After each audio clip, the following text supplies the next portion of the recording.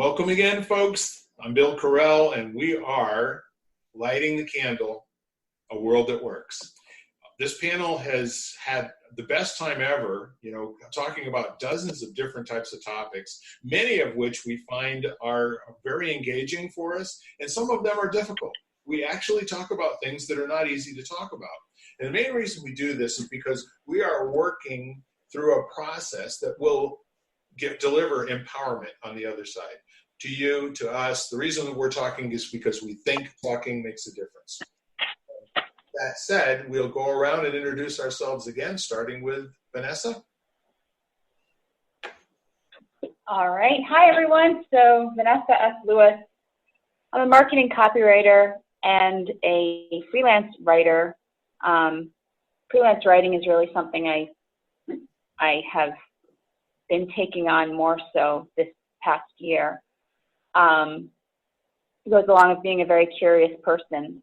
And so I'm drawn to this podcast each week because you never really know what we're going to talk about. But we're joined by an excellent panel of wonderful, open-minded people who just come together to try to answer a question that's posed by our moderator, Bill. And very often we end up coming up with some more questions by the end of each segment. And so it's kind of fun, and maybe our listeners and watchers can follow along and, see which questions they come up with themselves. And whether or not they get answered on this podcast, we certainly don't have all the answers. And I don't mean to talk for everyone else on here on the panel, but that's what I love about it. So, and I'm always game to see if we can discover a little truth along the way. So, Bill, what's the question for today? Or are we following up with what we just talked about this last segment? Yeah. Would you like me to see if I can paraphrase what my recollection of what that was 5 minutes ago? Yes, I love your paraphrase. Please do. So this is kind of a two-step deal. The first one is, let's pretend for a moment there are these two monoliths that are out there doing battle with each other, and they're fighting for control of our attention with their narratives. And they are doing this any possible way that they can to slice and dice any emotional response or attachment that we would have to that. And so, as a very famous person says, it's actually being locked into a war between two ideas, this one or this one. And it actually goes far beyond a reasoning or a logical conversation. It gets into ideology and almost a dogmatic religion, for many people, because they are so for something and so against something else, which has its closest resemblance is possibly to something that's religious. So all of that said, I'm posing a question of what does it take for a new conversation to kind of rise out of that conversation, one that actually does make the world a better place, one where human beings can be more expressive of who they are and less of an expression of what they think and what they've been taught to think, or what they've been, fooled into thinking that their thinking is good thinking. You know what I'm saying?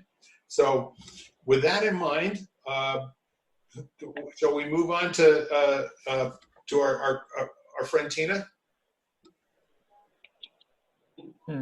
Well, I'm Tina Kadish with Life is Ideal. I'm a career change agent, and so I help transform your career to get purpose in your life. Okay, so the question is, and I love this podcast because it is stimulating healthy conversations and just opens your mind that there's healthy conversations. So I love it. To that end, the questions are more like nailing Jell-O to the wall than they are black and white. Right. I hope that's where we're taking this always. Is out to the skinny branches of what's possible. Right. What's possible? There's a lot of gray areas. Okay. There isn't just black and white. So anytime you're talking to people, there's a lot of gray. Okay. And I think too, when you're talking to people, it's understanding them. It's listening to understand, not just talking, because too many times we're reacting, but we're really not listening to the other person. So I find that happening a lot, that people are just pushing the conversation to their narrative, okay? And they're not interested at all in what you have to say, what your opinion is, which is what I believe is happening right now in this climate. Very good. Ken? Vanessa, your comments today keep triggering various things from various wisdom traditions that have been shared with me.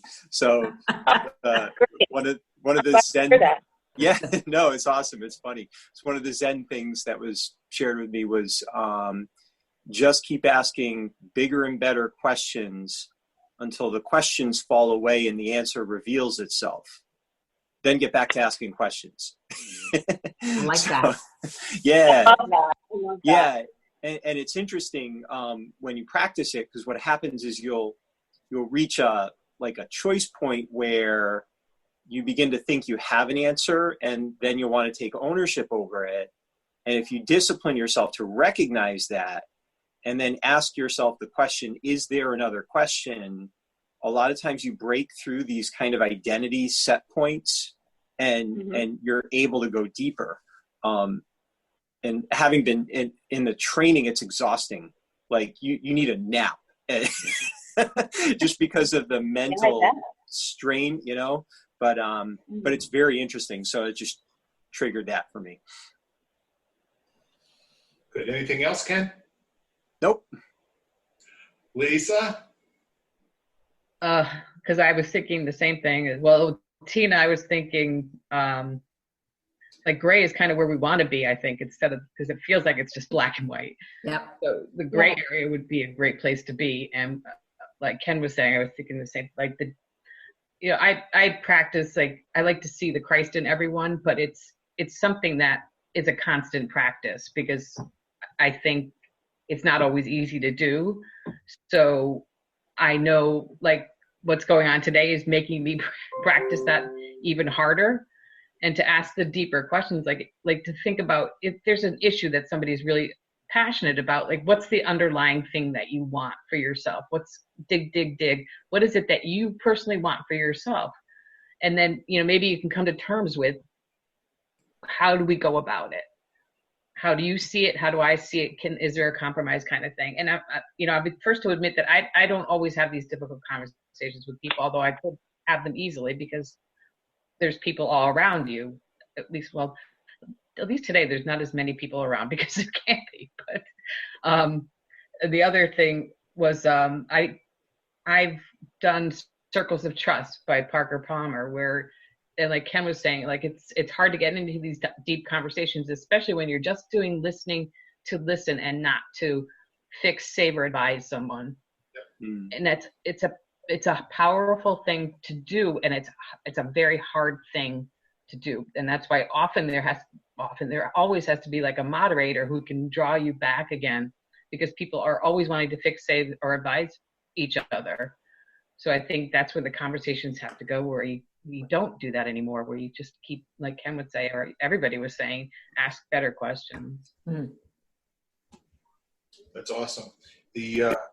When Ken was talking about rigorous training, I did a lot of that back in the 1990s, and literally being locked in a room for weekends, and having things be so confronting with regard to my mind not being able to wrap around the concept that what I was hearing in language meant so much to me personally in terms of my experience, and also finding out that it had everything about who I be, that the whole conversation of ontology and the study of being for human beings, and the possibility for being for all human beings, that whatever we're coming up against just keeps pointing back to that Buddhist philosophy that the greatest struggle a human ever has is the one with their small s self.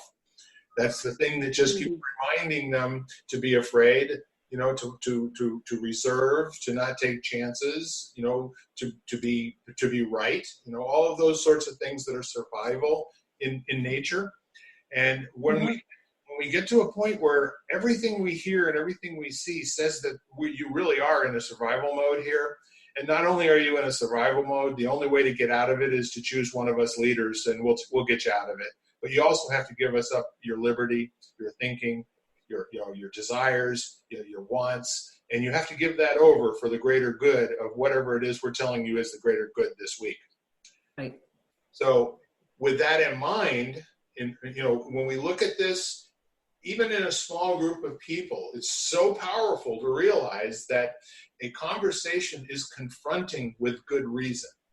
It is confronting to different people at different times. And the reason for that is they are different human beings with different experiences, understandings, all the rest of that stuff.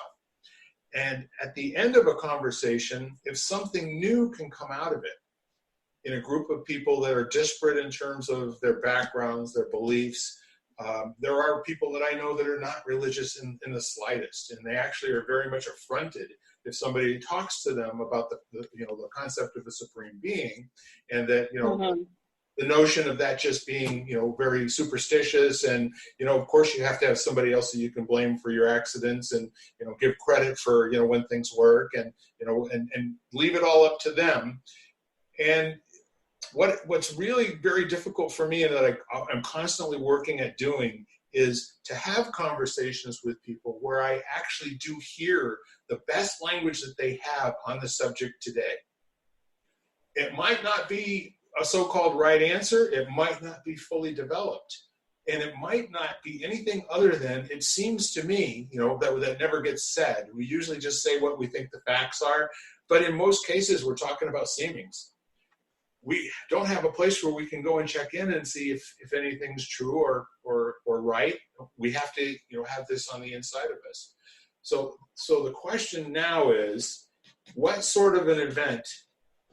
There were people that I have talked to over the last 6 months that thought, on the other side of COVID, we have to be better to each other. If we learned nothing else about this at all, using this dreaded pandemic to beat each other up. And to control what people are doing, saying, and being, that's not okay. And at some point, we have to get bigger and better than that. So I don't know what the answer is, but I do know there are sufficient numbers of people that are upset with the status quo, but they're not upset with what's going on. They're upset with something. Either the system, as we were talking about before, or someone else or themselves. I think the three realms of there's something wrong around here is what's wrong with me, what's wrong with you, what's wrong with it, And to stay alive, we have to be looking for what's wrong to make sure that it doesn't blindside us. With all of that said, are we at a place where it makes an awful lot of sense to completely disengage as a people from all of, for instance, the accurate polling that we got this time that basically said there was as much as a 17-point difference, in the presidential race. It's like, guys, people make a lot of money off of trying to convince us of one thing or another, and they at this point don't even care if it bears any resemblance to what actually happens. So how do we get bigger than that, I guess, is the question I'm asking. Or am I even in the right ballpark in terms of what the conversational dilemma is, or the storm that we're talking about? I'll pipe it, because I kind of, to settle in, or to, that everything will work out or everything will be okay. But I also have never been, I'm sure most of us are feeling this way, as affected by an election as this one. And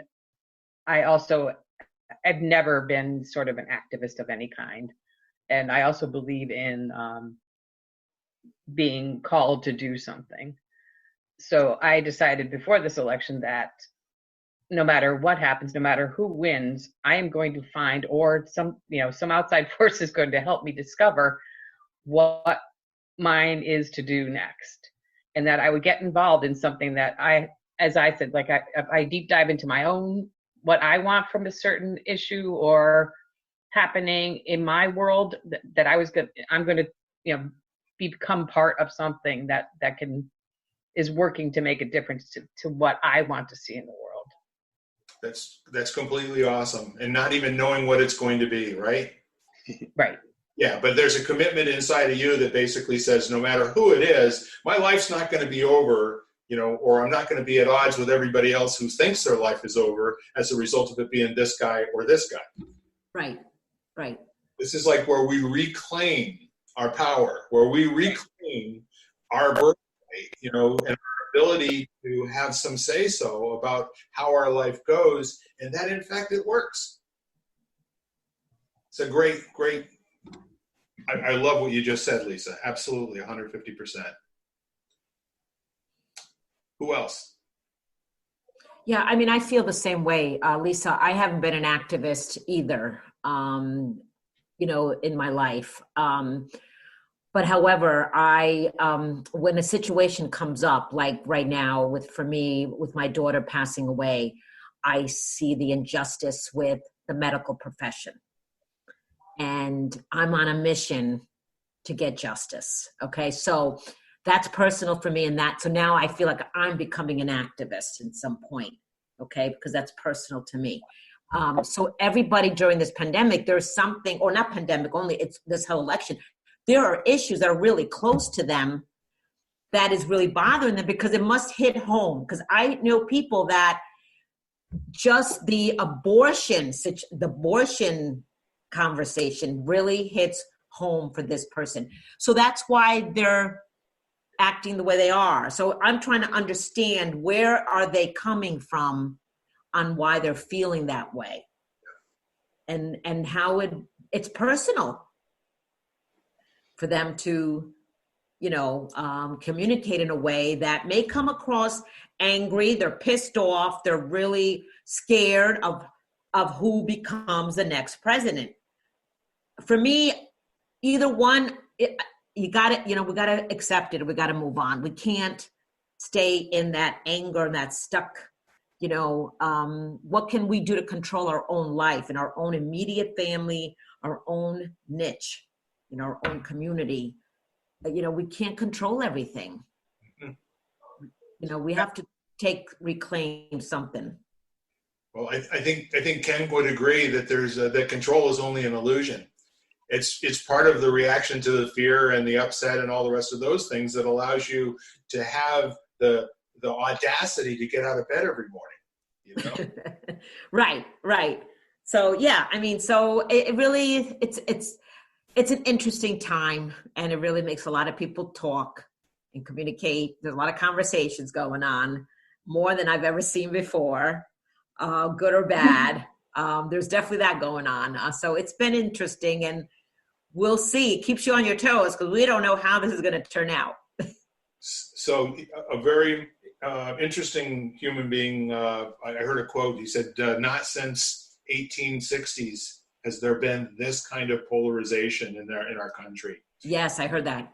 Down to family members not tolerating each other's point of view and disowning each other on social media, so that they could be more identifiable with their tribe, And we're not at the point large scale yet where, guns and rocks and all that sort of thing. However, if you stop and think about what's really going on here with these two narratives and the conversations, if the system were against us doing that at all, that all would have stopped.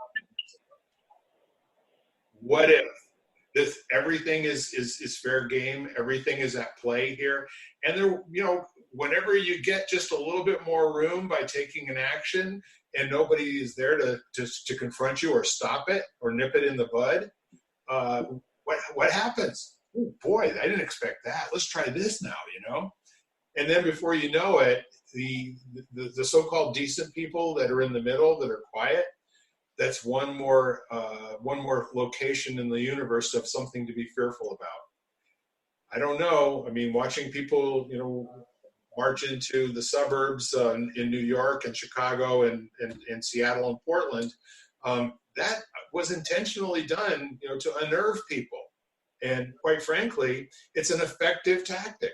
It's all part of the game. When you look, if you read rules, what's Rules for Radicals and The Power of Anarchy, in order to break something down to the point where a new leadership can come forward and claim the power. However, if you're really for people, there's no power going on here. They're talking about, this is all about fighting for power. No, it's force. This has nothing to do with power, because power comes from, it's an internally generated agreement.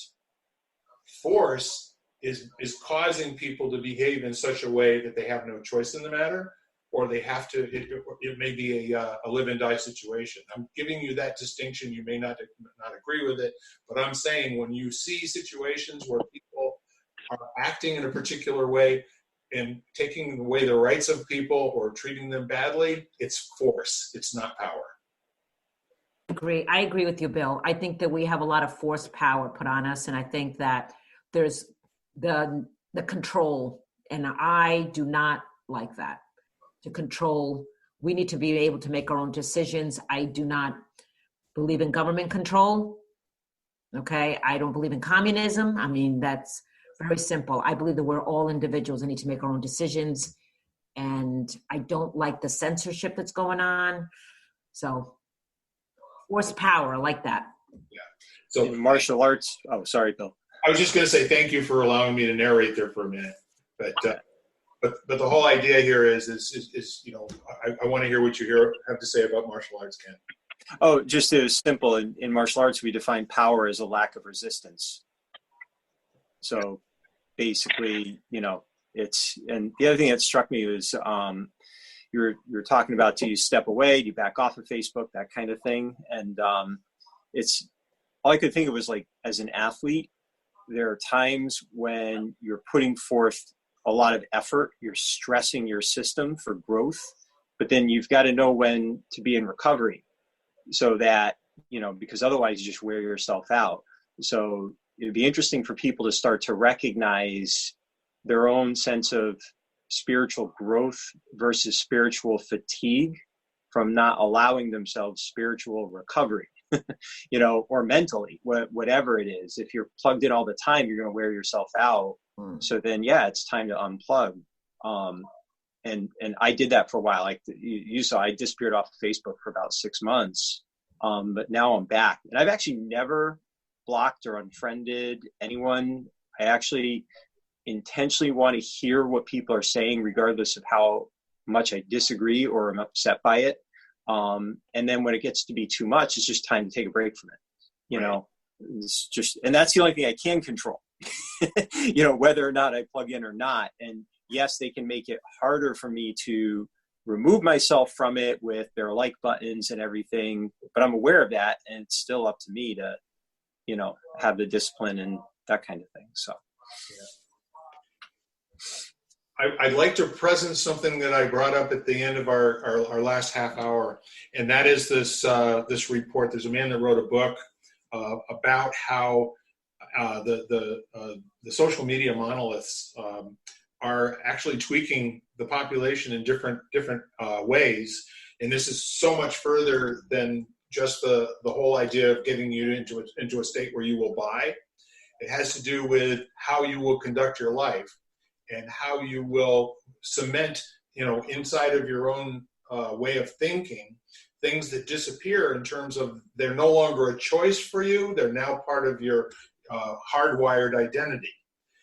And it's to a point, according to this man, that over the period of time when Barack Obama discovered that Twitter allowed him to connect with millions of young people in a powerful way and give them suggestions for their activities, that it went further than that. And then now all of a sudden, if you want to see some portion of a large population do something, you give a mess of people a suggestion and then see what happens and see who responds.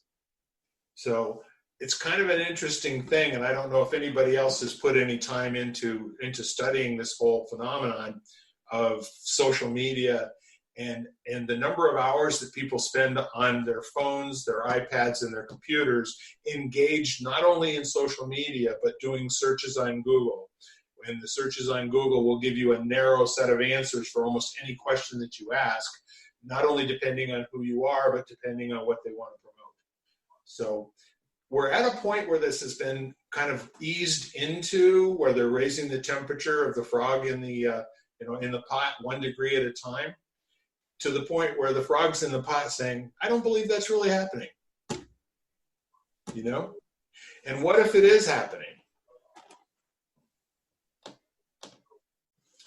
Vanessa, I haven't heard your voice in a little while, and I would really like to hear your thoughts. Oh boy. Well, I have so many. But so that last point, I agree with what you were saying. I love that. I've heard that analogy many times, Bill, about the frog in the frying pan. And I don't know if it was actually done in practice, but I think it was a university that in the 1800s, I believe, that did this study, or maybe it really was done in practice, but the frog was put into a pan of lukewarm water, and he hung out there for a little while, as amphibians do, and then the temperature was turned up just 1 degree at a time, right? And then before long, the little guy ended up, or maybe it was a female amphibian, I don't know, but ended up being quite comfortable in this water and adjusting and adjusting and adjusting, and then before too long, it ended up frying to death. So I've heard that analogy a number of times, but you sharing it with what's going on right now was pretty cool. And there's this, I find no coincidence that we have, I know some people don't believe in it, but global warming going on right now too. So our Earth is, being raised a degree or so every year. Mm-hmm. And our internal temperatures are being raised a degree or so every year. What are we heading towards? So I want to interject a thought, if you don't mind, Vanessa. Go for it. What if, while they were heating the water up, at a certain point they took the frog out of the pot and the warm water, and the damn frog jumped back in again?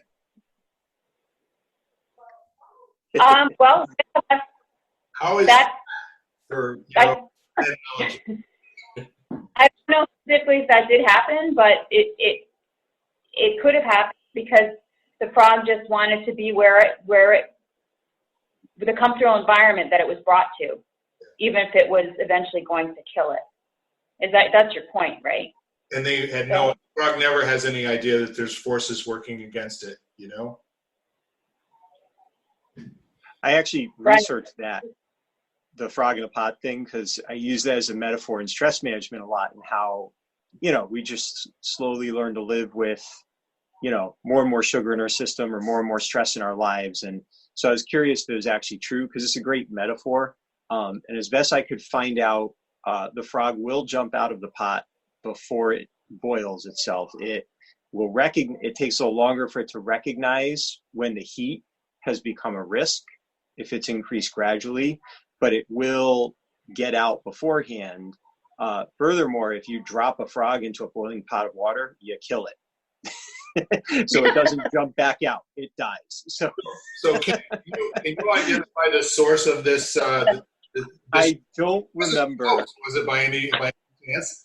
This was it was a few years ago, and I'd used it a lot in leadership programming that I was doing, and I just always like to question everything and at least know, and still use the metaphor, but I just wanted to know some of the truth behind it.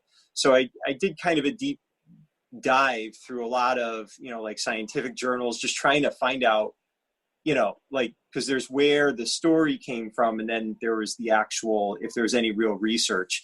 So, and that was the best I was able to find. And I can't source any of that. You can go look for yourself, but it was quite interesting. Personally, I've always believed it's like, the frog in the blender. Which do you want to be, the frog or the blender, right? I don't know that any human being, if they did, I don't even want to think about it. But the whole idea here is that if we look at what's human nature, people are almost never motivated to do something when things seem to at least be all right. Mm-hmm. There has to be bad in order for someone to take sufficient activity, and it's typically too late. Yeah. You get run over by circumstances if you're not focusing your attention on, the pursuit of excellence and, being happy all the time and having these thoughts that you're generating that create this way forward in a life for other people. More often than not, we get kind of sucked into, well, I know I don't agree with this, and I know it's not all right with me that it seems to be going on, but at the same point, it doesn't affect me. So we'll kind of like move on and maybe it'll go away, sort of thing. And I think that's just what they want us to think, whoever they are, those guys. Yeah. So Vanessa, did you have anything else? I had to interject that posed that question. What if the frog jumped out and jumped back in? I'm glad you did. So yes, I see we're getting close to the hour now, but I wanted to ask you, what was the name of that book that you were talking about earlier? What is the title of that? It's Radicals or something? Rules for Radicals. It's a very right, and famous manifesto. And that was written in the 1860s, is that correct? 1960s. Oh. What you'll find is that there's it's the to-do list for all of the radical groups, the SDS, the Black Panthers, all of the groups that stopped following Martin Luther King and started believing in Malcolm X, that the only way to overthrow a government is to do it by force. And what he basically said, his name's not coming to my mind right now, but he's a very famous human being, actually who's been very friendly with a lot of people in powerful positions. But what he basically said was, you don't do that. Go blend in. Do it the way the communists do it.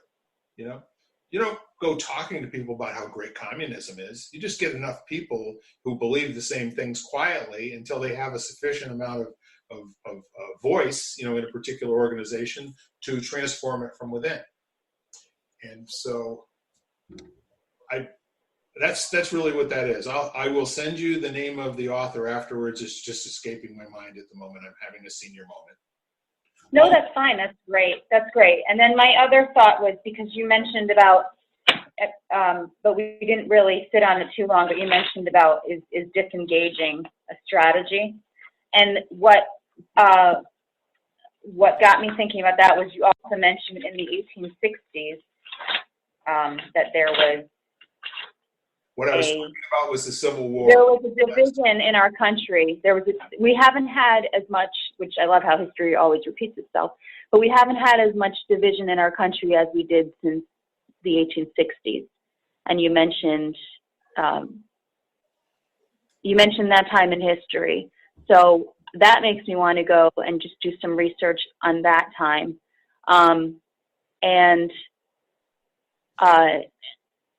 And to me, it just blasts out any idea that social media has caused so much unrest. I mean, we've had conversations where, yes, we agree that it has, and it's using today's technology to do possibly what they did back in the 1860s, because,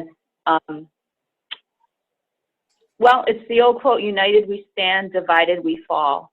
Yes. And so I think that I very boldly state that our technology is, especially tools such as social media, there's no doubt it's being used to create a division in our country. Yes. And that is so that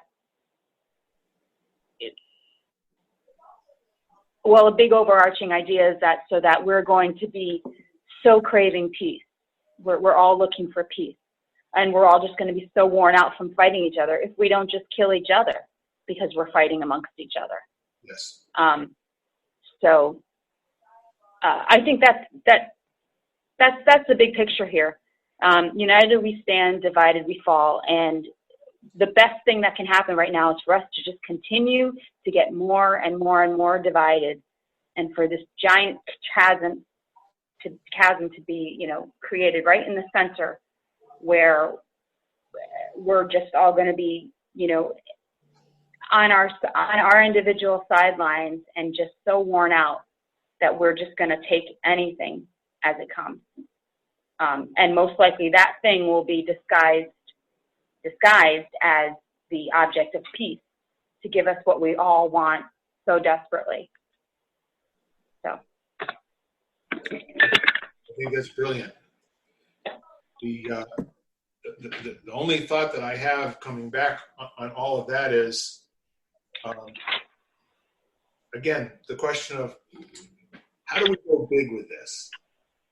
How do we attract the kinds of people who are happy, are complete human beings, have a contribution to make, to the rest of the world and society, if not just in their families or their communities?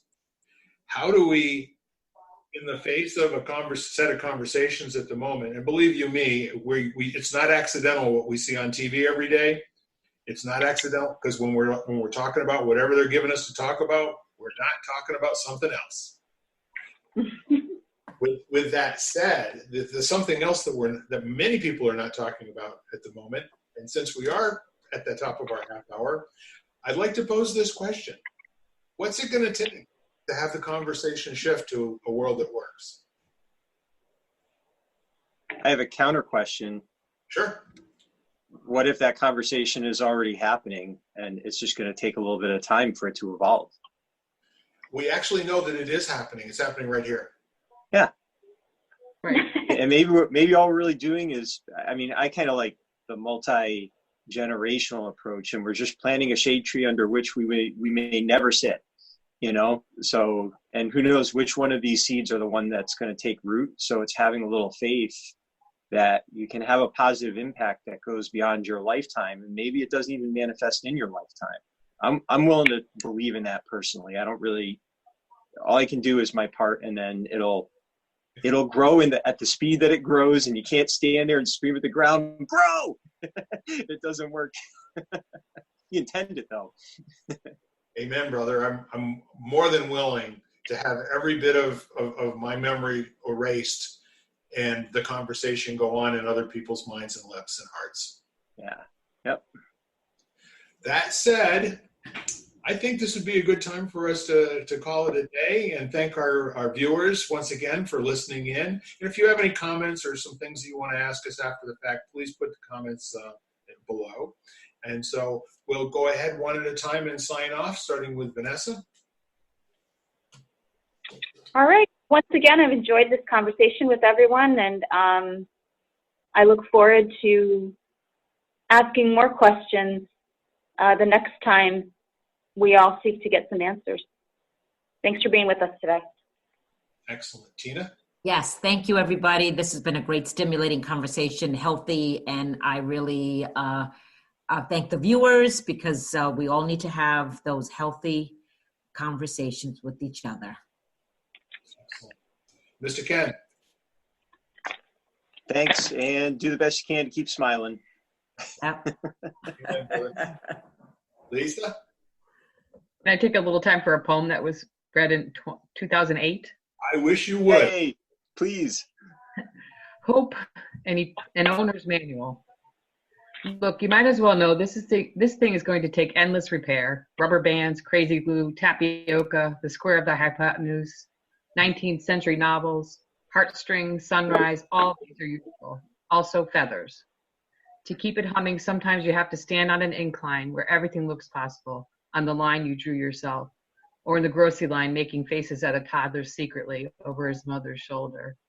You might have to pop the clutch and run past all the evidence. past everyone who is laughing or praying for you. Definitely you don't want to go directly to jail, but still, here you go, passing time, passing strange. Don't pass this off. In the worst of times, you will have to pass it off, park it, and fly by the seat of your pants. With nothing in the bank, you'll still want to take the express. Tiptoe past the dogs of the apocalypse that are sleeping in the shade of your future. Pay at the window. Pass your hope like a bad check.